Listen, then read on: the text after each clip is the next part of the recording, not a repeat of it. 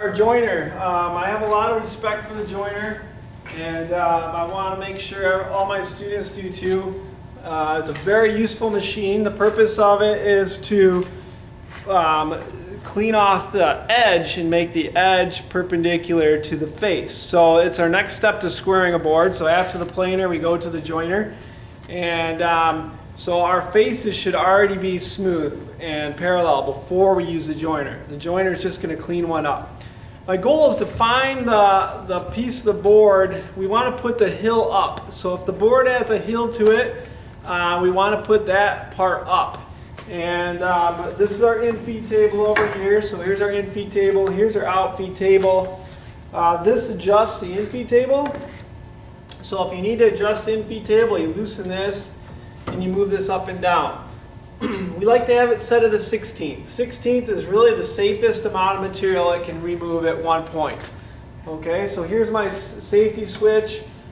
Here's my fence right here. Here's my table. So we have my fence, my table. And here's my guard. The guard always needs to be on, and you might want to make sure it shuts. If the guard isn't shut all the way, sometimes there's a little bit of dust in here. And we want to make sure the guard is pushing up against the fence. So if you're having a problem with that, let me know. I'll look at it, clean it out, or whatnot. Okay, you're never going to adjust the out-feed table. This is for me. Please don't adjust it. If you adjust it, it's going to cause some issues with your project. So the joiner, you really want to get in the habit of using push sticks with the joiner.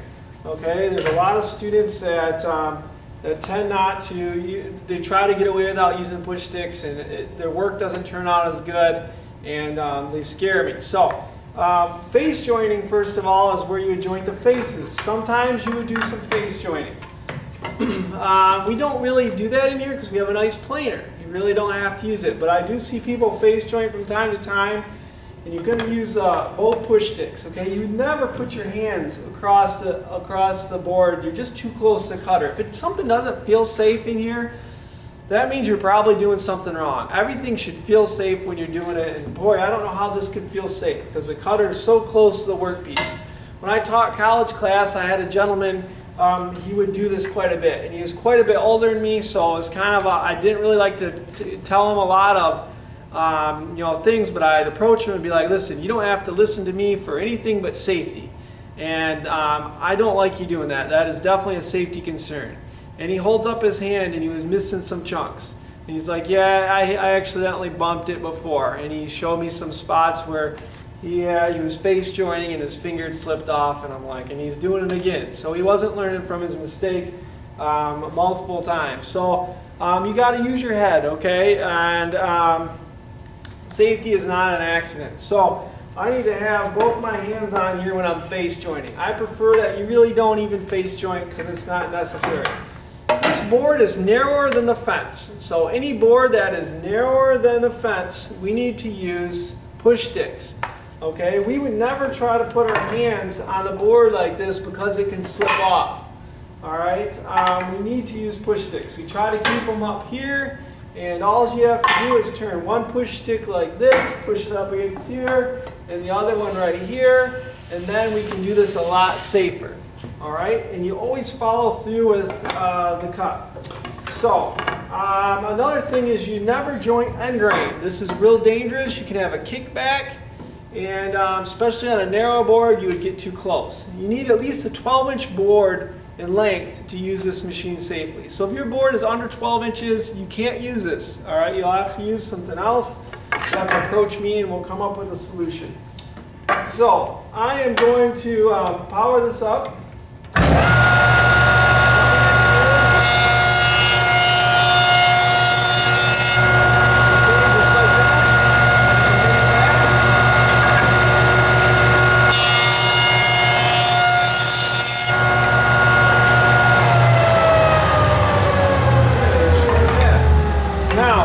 You're only going to do one edge of the board, okay? Because if you do the other edge, it's really unnecessary because you will need to rip it to width on the table saw anyway, and you're making more of a taper.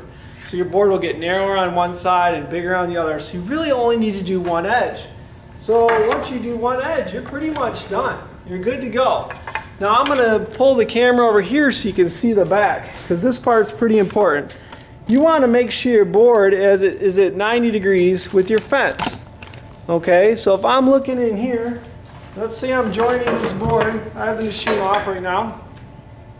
This should be nice and tight up against the fence and down on the table. If there's a gap right here, you're going to end up with a bevel on your board. So let's say it's like this. There's a gap. This gap right here is going to be a problem for you because you're making a bevel. Or let's say the gap is like this. Up here, you're going to make a bevel down here. Same thing. Okay, so here's our joiner again. Now I'm going to show you how to join a wider board.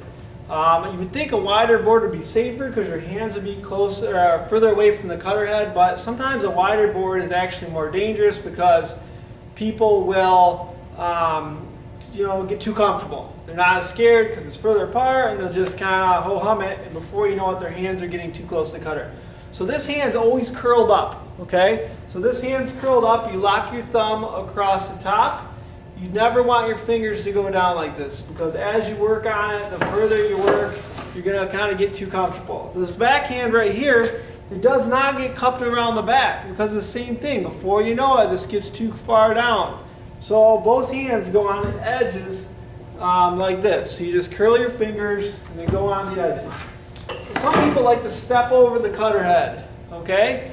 I don't really encourage that practice too much because whenever you take your hand off your workpiece, I think there's a little more room for unsteadiness and error. I like to keep both hands on and just nice and controlled and slide on through.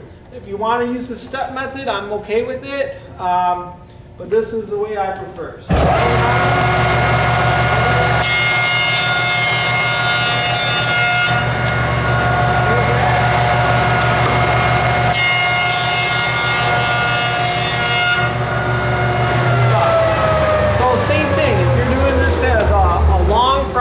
You would probably get a friend to help you, and you both would do the same system. If you want to do a long board and you don't really need a long board, you could have already rough cut it to length, and then this process will go a lot better.